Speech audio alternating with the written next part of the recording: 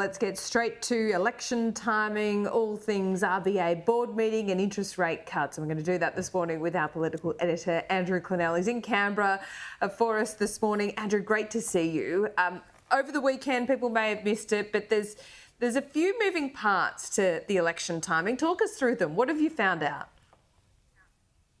Well, on Sunday Agenda, we revealed that there's a plan, Laura, to potentially call the poll before the WA election. Obviously, this would only occur, and the WA election is March 8, I should tell our viewers, this would only occur if there was a rate cut on February 18. No rate cut, forget this scenario. Now, I'm also not saying this is necessarily happening because I don't think the Prime Minister's made up his mind.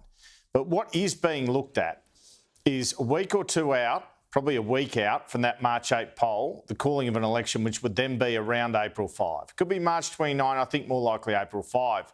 And there's another reason for this, which I hadn't really considered when I've been nominating April 12 as a date.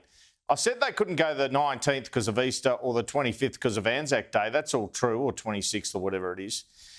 They can't go, or it's difficult to go on the 12th because it's the start of the school holidays. Now, of course, people can vote in pre-poll and all that, but that's still going to annoy people.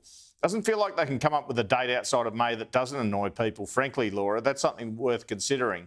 But I thought it was telling this answer from Anthony Albanese to me the Sunday before last, when he basically said, you know, we don't have to deliver a budget. We wouldn't be squibbing it if we're not delivering a budget.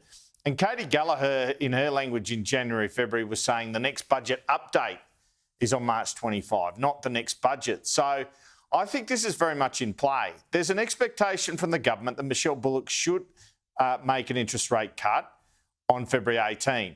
There's then an April 2nd meeting, which would come just before an April 5 election, by the way. But, yeah, I'm more of the view now than I have been thus far because of the inflation figure last week, mostly because of that we might not be having a budget provided that rate cut comes. He was the Prime Minister with me Sunday before last. Are you planning for a potential April election as opposed to May? No, the budget's scheduled for March 25. So we will have a budget? The budget's scheduled for March 25. That's when it's scheduled. It doesn't mean you have to deliver it. Are we going to have a budget? Well, it's scheduled. We're working through. The ERC met this week. We're working through the proposals that will form a part of that budget. If you go to the election without a budget, you'll look like you're squibbing it, won't you? Oh, look, Andrew, we haven't squibbed anything.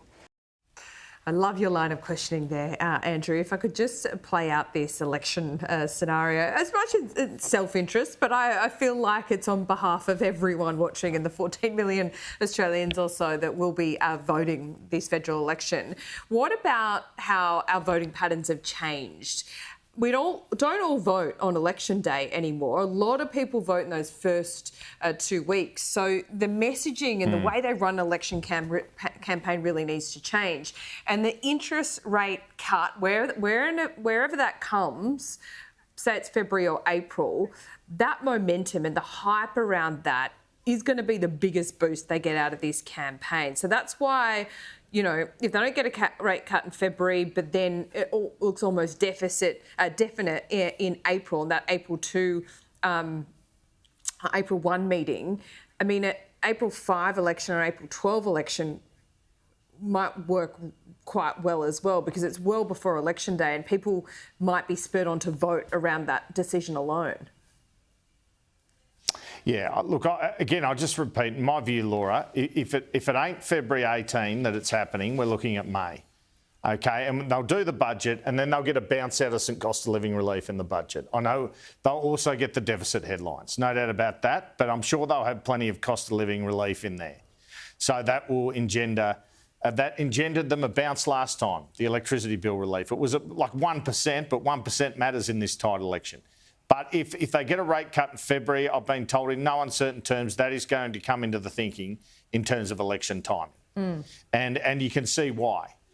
And so essentially that will change the game in terms of election timing, quite probably. Whereas if you don't get it, nah, can't see it. They'll just go ahead with the budget then and hope they get one in April for the reasons you spoke about.